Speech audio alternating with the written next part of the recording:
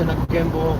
I don't think I'm going to use a gimbal because of how big the damn thing is and how it's gonna like prevent me from being like, I won't be able to reach the phone to shut the live stream off.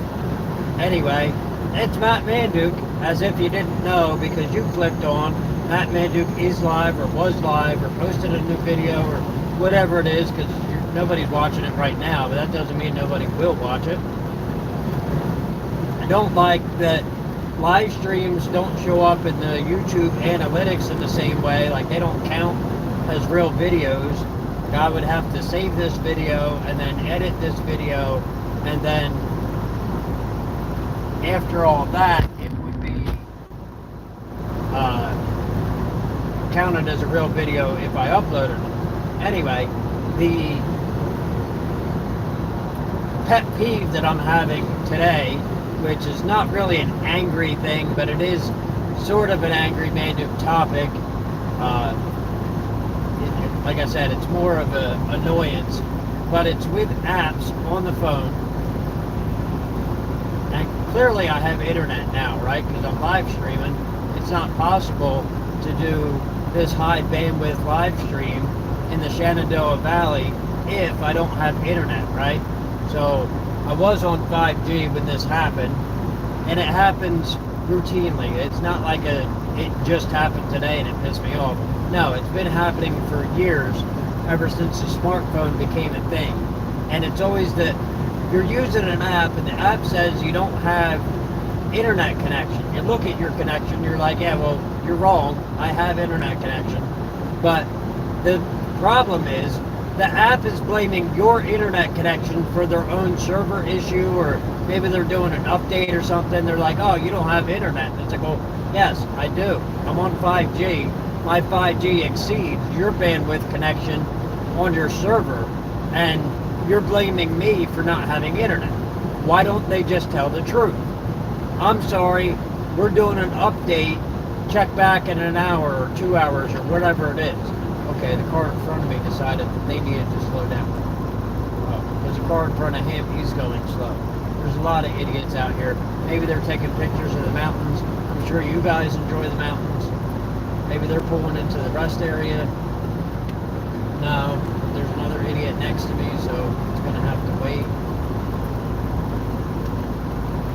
There's a lot of cars that seem like they want to go slow at the bottom of the hill, and they want to like brake check me, so it takes me longer to get up the hill.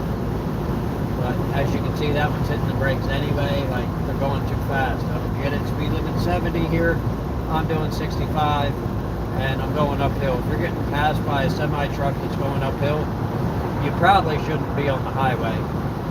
Especially one like me who is governed at 65. Like, I can't even do the fucking speed limit, and you assholes are like, well, I'm just going to go slow.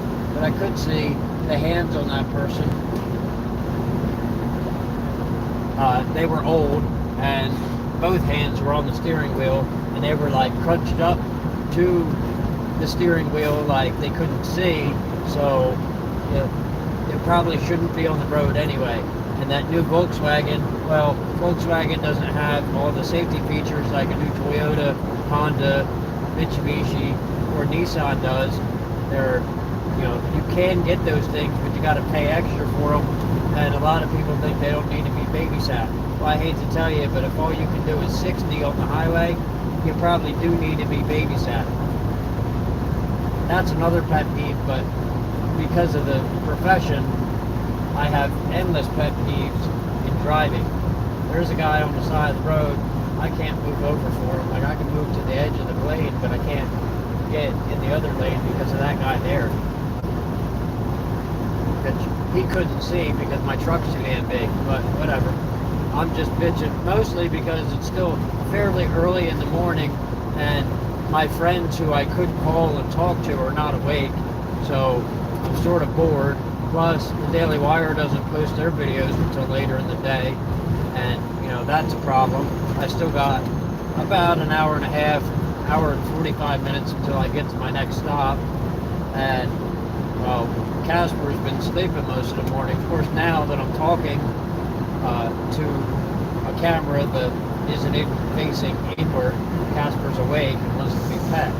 Casper's been shedding a lot lately, but because of the time of year that it is, and he's due for a bath when we get home. Well, I'm on my way home. This is my last trip before I go home. I got 3 stops. I won't get home until tomorrow, but that's when I wanted to get home anyway. I'm not going to be home for a long time this time, but I'm going home because I couldn't go to Texas to visit my friend because their pack of dogs is having a superiority issue that they didn't want to inject Casper into. And I agree with that. I don't want Casper fighting with other dogs if he doesn't have to, because he loves other dogs. He's a lover. And as a lover, I want him to be friends with other dogs, but I don't want him to have to fight them because they're fighting for control of the pack that they have in their house. So we're not going to Texas. We're going to New Jersey, where we're going to, well, be there for Memorial Day and then go back to work.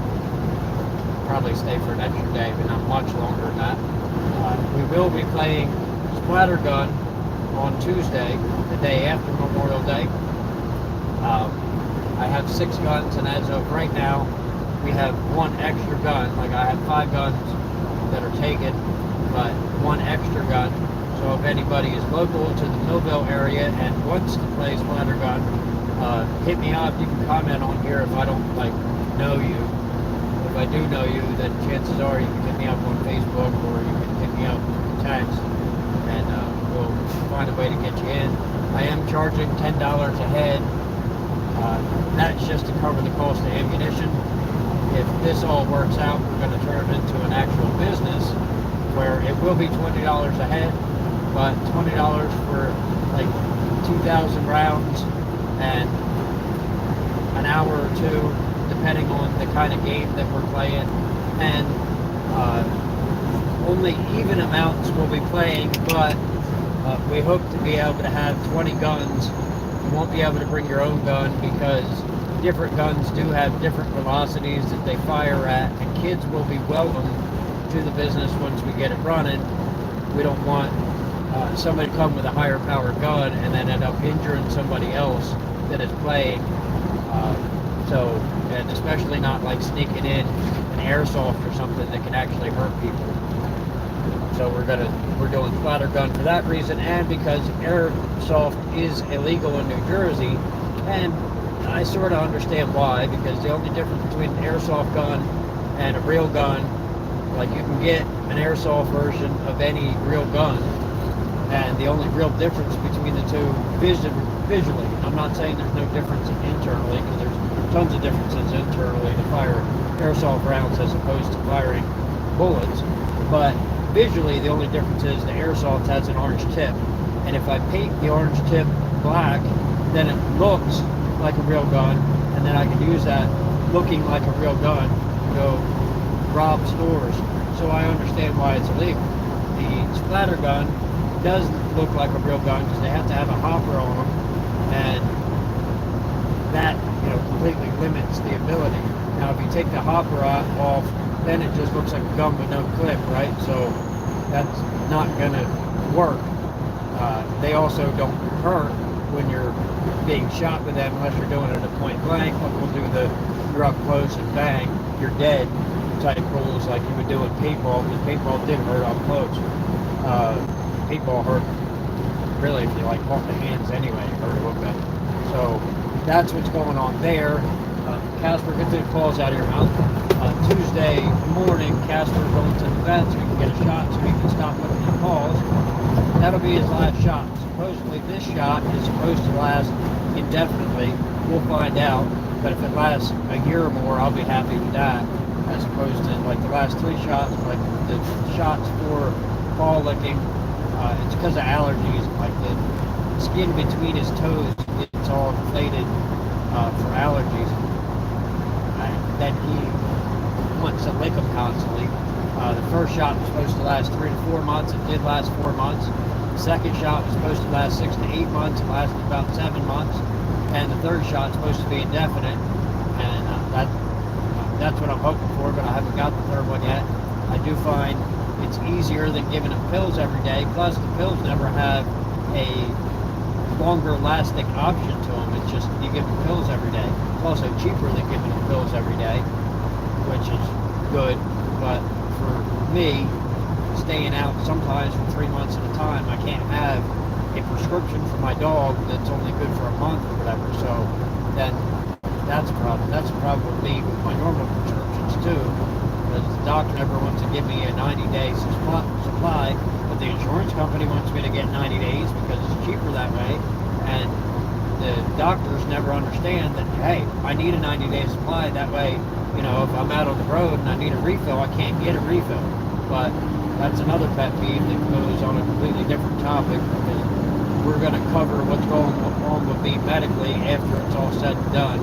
And I don't see the nephrologist until the day after Independence Day, so I don't know what exactly what's going on there. I don't want to talk too much about it, because that is the reason why we have privacy laws in the medical field. So I will want to talk to my boss about it, but that's because if I need surgery, that means being out of work for longer than I really want to. There's a motorcycle. I hate motorcycles. That is an angry that's coming, but it's not going to be on this live stream. That guy didn't disrespect me, so I'm not going to do that. You can see some cattle over to the side. Casper's not usually interested in cattle. Yeah, that's the sound of the vehicle in front of me going slower than me. He just passed me, right? Again, if he's climbing the hill, he's probably heavier. Not heavier than me, but he's heavier than probably anything he's used to driving. And he probably don't know how to drive that thing as efficiently as I know how to drive this, but rightfully so. There's no way he drives as many miles as I do. You know, I only average 3,500 to 4,000 a week, whereas the average driver,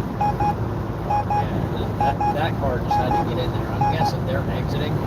That's why they got in front of me and then slowed down. It's an ongoing thing. I was watching videos on Facebook the other day with truckers hitting the cars that do that shit. And they're like, don't slow down for these people, just hit them.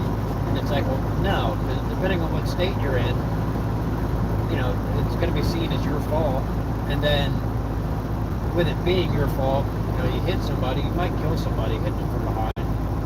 Now, I don't get brake checked like that, but I get this shit all the time. People are like, well, I just got to slow down. I just got to get in front of you and slow down. I got to slow down and then get in your lane, or I got to get in your lane and then slow down. Or no matter what it is, it's you. I got to get in front of you and slow down. I got to be going slower than you and be in front of you, but I have to pass you in order to do that. It's ongoing. That is a constant thing. I am noticing there are less people on the road. It doesn't seem like it, right? But that's because we're on I-81, and just about every interstate needs at least one extra lane. And if I got my way and every interstate got one extra lane, if you're going to do all that work, you should just do two while you're at it, because by the time you get done putting one on there, you're going to need two. I don't quite understand why road construction takes as long as it does, because let's be realistic, it didn't take that long to build the interstate system to begin with. But, you know, you got the intersection of 42 and 295 in New Jersey that ain't supposed to be done until 2080. Yeah, because it definitely takes 100 years. And I say 100 years, it's been under construction my entire life already. It definitely takes 100 years to build an overpass and a merge lane. That, you know, because the interstate system isn't even 100 years old yet. But I think I've gone on with this stuff long enough since nobody's watching. It's not like I have an interaction thing. And you might get a little bit dizzy watching this. I don't know. I can maybe see if, hey, there's somebody watching. I was just about to stop the live stream. No, that's no better. I can't help the road system. Sorry. I was bitching about it. I'm not going to bitch about this too much because, well, it's obvious. Why am I going to bitch about a road that is mostly in good shape, when there are plenty of roads that are not in any kind of good shape, and they're not fixing those. Like I said, while they're fixing them, they should be adding another lane, but they're not, and that's going to end up causing higher traffic issues. The reason why I say this one needs to have an additional lane is because trucks are in the right lane, cars are in the left lane. When I need to go around somebody and get in the left lane, there's always cars there. They don't always let me in. Virginia is nicer to me than some of these other states, the ones I'm headed to, being Maryland, Delaware, New Jersey. New Jersey tends to be pretty good to me, but as far as other drivers on the road, but usually it's because I have to go around an idiot that the guys in the left lane have to let me in, guys or girls. I'm not saying it's all men speeding, because everybody speeds everywhere all the time. But like I said, this has gone on long enough. I want to thank anybody for watching. Nobody's watching now, but that don't mean nobody will. I'll see everybody in my next video, even if you don't see